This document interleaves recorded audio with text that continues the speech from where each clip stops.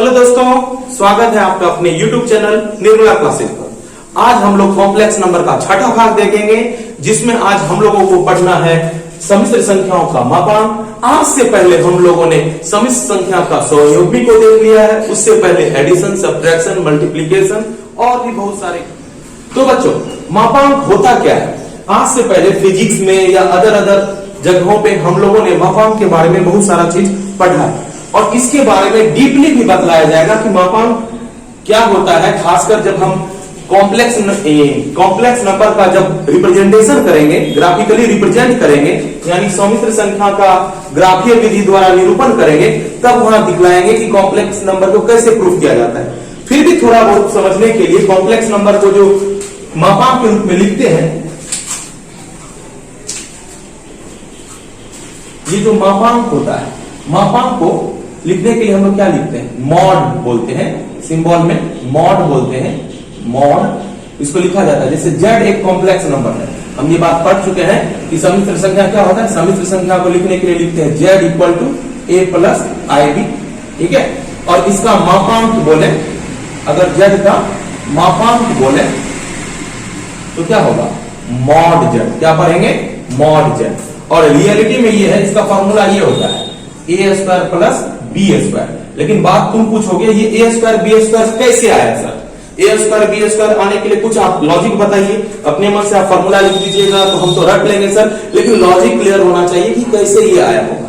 हकीकत ये है, जब हम ग्राफ द्वारा जाएंगे फिर भी थोड़ा सा बता देते हैं कि ग्राफ द्वारा फुल्ली समझ में आएगा। अभी तत्कालिक तौर पे समझते हैं। हम लोगों ने एक्स वाई प्लेन यानी कोऑर्डिनेट ज्योमेट्री में पढ़ा है एक्स वाई क्या होता है।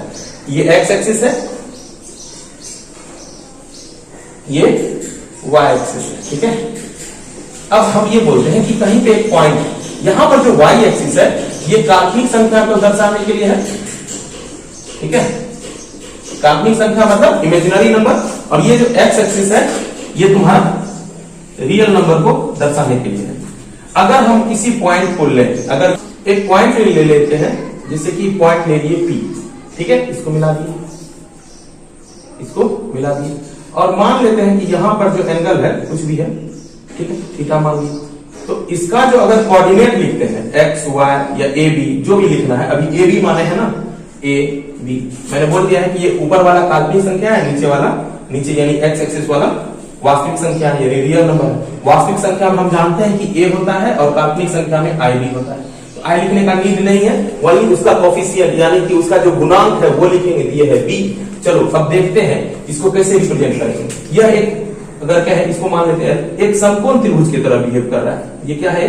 समकोण त्रिभुज की तरह बिहेव कर रहा है। तो अगर हम कहें त्रिभुज OLP में मापांक निकालना है, हमको क्या निकालना है? मापांक, ठीक है, मापांक निकालना है। मापांक निकालने के लिए क्या करेंगे? त्रिभुज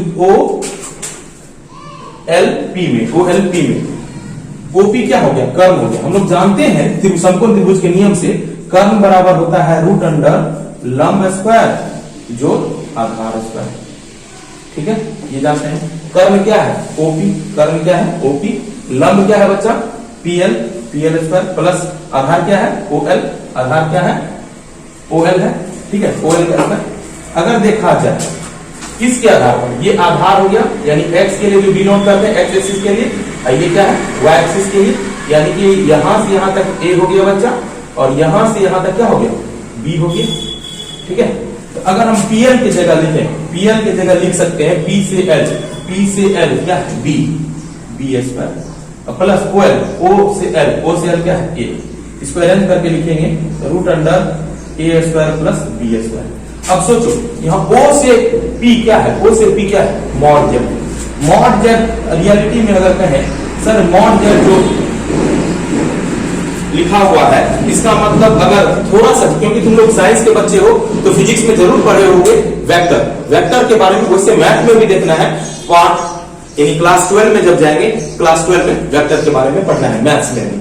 लेकिन क्लास 11 के अकॉर्डिंग सोचे, 11th में वेक्टर एक चैप्टर है फिजिक्स में, उसमें यह बताया गया है कि मॉड का मतलब क्या होता है।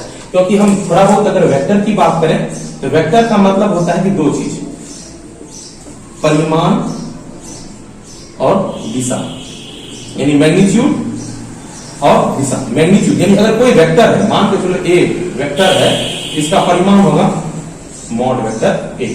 ठीक है, ये जो मॉड है ना तो केवल परिमाण को दर्शाता है। मॉड जो है तो केवल क्या दर्शाता है, परिमाण के। यहां पर जो मॉड लिखे हैं इससे ये पता चलेगा ये क्या है, यहां से यहां तक का डिस्टेंस क्या है, उसी के बारे में बस ये कॉन्सेप्ट को मैं डीपली बताऊंगा कि क्या है, खासकर जब मैं रिप्रेजेंट करूंगा कॉम्प्लेक्स नंबर का। ये एक दो क्लास के बाद मे बी पार्ट 6 अभी चल रहा है, पार्ट 8 में हम इसके बारे में डीपली बताएंगे। ठीक है, तो लेकिन अभी एज ए फॉर्मूला के तौर पर हमको क्या याद रखना है, जेड का मापांक क्या होता है, जेड का ये जो संकेत है मॉड, जेड का मापांक होता है root under A square plus B square. ठीक है, अब इसको थोड़ा सा और भी कुछ चाहो तो लिख सकते हो। क्या लिख सकते हैं सर, ए का मतलब क्या हुआ, ये रियल पार्ट वाला है, रियल जेड का स्क्वायर, रियल जेड का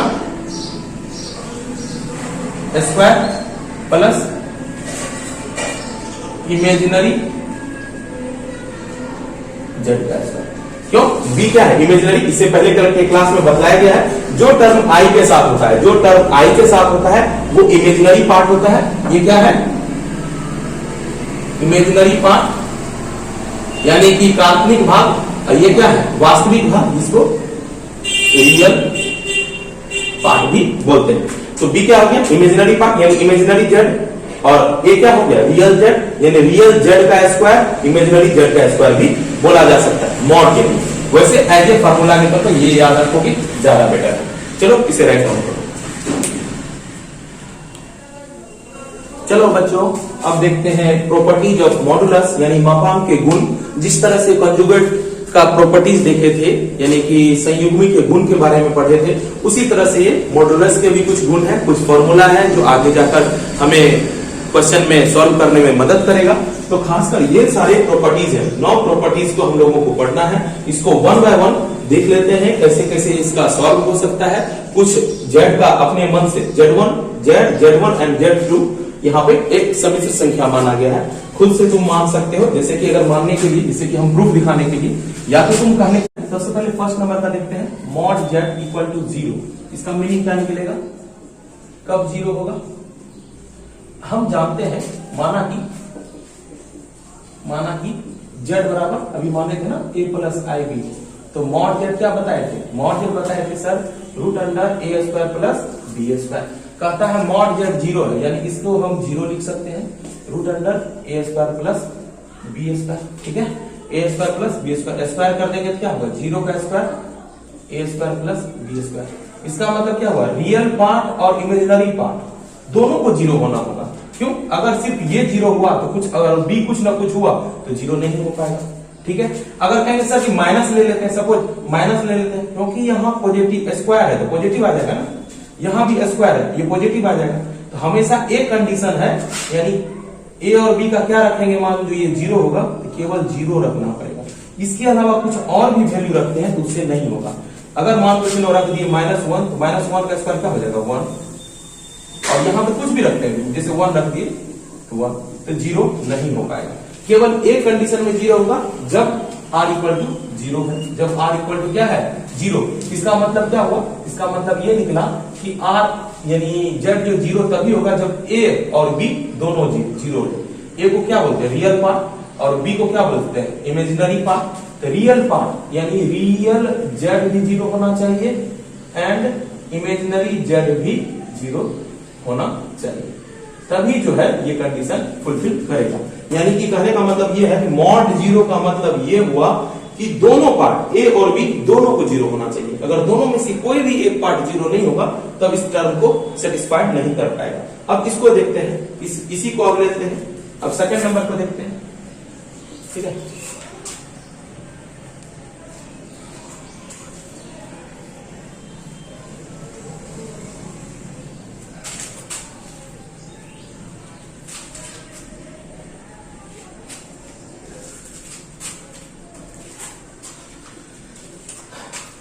सेकेंड नंबर में क्या है बच्चा, सेकेंड नंबर में है mod Z is equal to Z recurring या conjugate of Z minus Z। ठीक है, हम माने थे, माना कि कुछ भी मानो Z इक्वल टू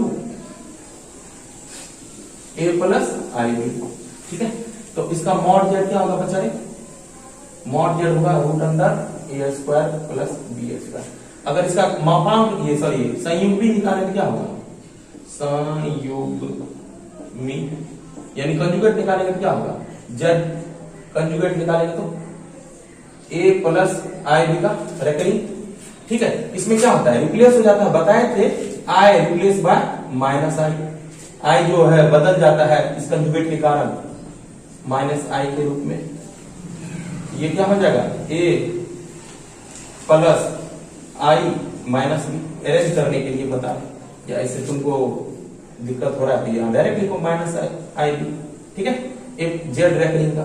अब कहता है जेड रेकरिंग का जेड रेकरिंग का मॉड है ना, रेकरिंग का मॉड, मॉड क्या होगा, रूट अंडर ए स्क्वायर, इसका ए क्या है, A plus B square, B की जगह क्या है माइनस बी का स्क्वायर। ओके, तो फिर भी ये ए स्क्वायर प्लस बी स्क्वायर ही होता है, बिकॉज माइनस स्क्वायर माइनस का जो स्क्वायर करेंगे तो प्लस में बनेगा। यानी जेड रेकरिंग भी अगर देखा जाए तो वही आता है जो जेड आता है, एक्चुअल जेड जो आता है, एक्चुअल मॉड जो आता है। अब बात उठता है, एक और टर्म दिया है माइनस जेड, क्योंकि हम जानते हैं जेड इक्वल टू क्या है, A plus I B, minus Z is equal to क्या हो जाएगा, minus A minus I B. अब माइनस जेड का रेकरिंग अगर निकाला जाए तो मॉड निकाला जाए तो मॉड क्या होगा, रूट अंडर स्क्वायर करेंगे किसका, माइनस ए का प्लस माइनस बी का। ये स्क्वायर है रूट माइनस के साथ, तो माइनस हट जाएगा ना। तो यहां पर ये पता चलता है कि अलग अलग डाटा लेने पर भी, अलग अलग डाटा का मतलब modulus of Z, modulus of conjugate Z, modulus of minus Z तीनों इक्वल है। इससे यह निष्कर्ष निकलता है कि mod Z, conjugate of mod Z and minus of Z का माइनस मॉड में करते हैं, ये तीनों एक दूसरे के बराबर होता है। ठीक है, इसे भी देख लो। अब थर्ड नंबर देखते हैं, थर्ड में बच्चा क्या है, Z dot recurring conjugate Z और मॉडुलस ऑफ जेड का स्क्वायर। तो मान लेते हैं, माना कि let Z equal to A plus I B, इसका क्या हो जाएगा बच्चा है, रेकरिंग यानी कंजुगेट जेड क्या हो जाएगा, ए plus A minus I B, direct लिखते हैं, बहुत बार किए हैं। मॉड का मतलब क्या, साइन चेंज हो जाता है किसका, आई का, आई इधर प्लस में तो माइनस, माइनस में तो प्लस। अब एलएचएस लो, एलएचएस क्या है, Z dot recurring Z, Z का मतलब ए प्लस आई बी, ठीक है, डॉट डॉट का मतलब गुना ए minus I B recurring Z का। अब देखो ध्यान से, एक बार प्लस में है एक बार माइनस में है, हम कौन सा फॉर्मूला जानते हैं, एक बार प्लस और एक बार माइनस के लिए हम जानते हैं सर a प्लस बी और a माइनस बी। अगर इस टाइप का कुछ क्वेश्चन रहता है तो a square minus B square पर डील करते हैं, तो क्या होगा, a की जगह तो ये है बट b की जगह क्या है, b की जगह आई बी है, तो क्या हो जाएगा a स्क्वायर माइनस है ना आई बी का होल स्क्वायर, तो a square minus I square B square. ये माइनस आई स्क्वायर का मतलब माइनस वन, क्योंकि हम जानते हैं I square equal to minus one, class इससे पहले हो चुका है, minus minus plus B square. ठीक है, तो ये क्या निकला, एलएचएस। ठीक है, एलएचएस निकला। आरएचएस क्या है बच्चा, आरएचएस क्या है, मॉड जेड का स्क्वायर। अब देखिए मॉड जेड का स्क्वायर, स्क्वायर पहले लिख देते हैं, स्क्वायर स्क्वायर लिख देते हैं। मॉड जेड का मतलब क्या हुआ, root under A square plus B square, square root हट जाएगा, ये क्या होगा आरएचएस, आरएचएस हो जाएगा बच्चा A square plus B square. LHS और आरएचएस क्या हो गया, equal, LHS is equal to RHS proof. ये सब क्या है, आगे जाके कहीं भी ऐसा इक्वेशन रहेगा तो हम टू द पॉइंट ये लिख सकते हैं, कहीं भी ऐसा है तो ये लिख सकते हैं। यानी कि जब सॉल्व करेंगे नेक्स्ट क्लास जो होगा हम लोगों का, तो नेक्स्ट क्लास इसी से रिलेटेड जो क्वेश्चन है उसको डील किया जाएगा। रीजन क्या है, अभी बस ये सब सारा थ्योरम है जिसको कोशिश कर रहे हैं प्रूफ करने का। हकीकत ये है कि जो भी मॉडुलस का मेन कॉन्सेप्ट है ये है, और इस फॉर्मूले को हम लोग देख रहे हैं कि कैसे इसे प्रूव किया जा सकता है। और नेक्स्ट क्लास में, क्योंकि इससे पहले जो कंजुगेट का क्लास यानी संयुग्मी का जो क्लास चला था उसमें भी तुम्हारा थ्योरम प्लस कंजुगेट क्या होता है वो बतला दिया गया है।